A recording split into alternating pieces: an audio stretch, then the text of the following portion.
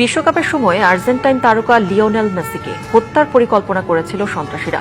মাঠের লড়াই শেষ হলেও ফুটবল বিশ্বকাপ ঘিরে প্রকাশ পেয়েছে এমন এক চাঞ্চল্যকর তথ্য। ফাঁস হওয়া পুলিশি নথি অনুযায়ী টুর্নামেন্ট চলাকালে শুধু মেসি নন, ক্রিস্টিয়ানো রোনালদো সহ একাধিক ফুটবলার ও ম্যাচ অফিসিয়াল ছিলেন নিরাপত্তা হুমকিতে। 2026 ফুটবল বিশ্বকাপ চলাকালে স্টেডিয়ামে ঢুকে লিওনেল মেসিকে উড়িয়ে দেওয়ার পরিকল্পনা করা হয়েছিল। সম্প্রতি ফাঁস হওয়া একটি আন্তর্জাতিক পুলিশ নথি থেকে জানা যায়, সন্ত্রাসীরা শরীরে বোমা বেঁধে এবং সঙ্গে আগ্নেয়াস্ত্র নিয়ে স্টেডিয়ামে ঢোকার ছক কষেছিল।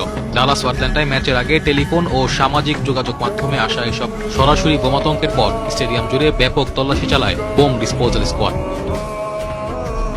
হুমকির তালিকায় কেবল মেসি ছিলেন না, পর্তুগিজ তারকা ক্রিস্টিয়ানো রোনালদোকেও তারা করেছে নিরাপত্তা ঝুঁকি। টুর্নামেন্ট জুড়ে রোনালদোর অবস্থান সম্পর্কে তথ্য জোগাড়ের চেষ্টা চালায় সন্দেহভাজনরা। এমনকি এক সমর্থক সব নিরাপত্তা বেষ্টনী পেরিয়ে রোনালদোর দলের হোটেলে ঢুকে পড়ে এবং লিফটে তার মুখোমুখি হয়। পরবর্তীতে ওই ব্যক্তিকে গ্রেপ্তার করে নিরাপত্তা বাহিনী। খেলোয়াড়দের পাশাপাশি আক্রমণে নিশানা ছিলেন ম্যাচ অফিসিয়ালরাও। আর্জেন্টিনা ও মিশরের ম্যাচের ফরাসি রেফারি ফ্রাঁসোয়া লেতিয়েক্সেকে পাঠানো হয় 6,000-এর বেশি হুমকিমূলক বার্তা।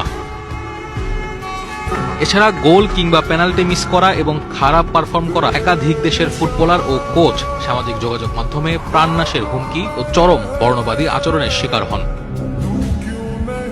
এসব হুমকি মোকাবেলায় টুর্নামেন্ট জুড়ে সর্বোচ্চ সতর্ক অবস্থানে ছিল যুক্তরাষ্ট্রের কেন্দ্রীয় গোয়েন্দা সংস্থা FBI এবং আন্তর্জাতিক পুলিশ সহযোগিতা কেন্দ্র IPCC।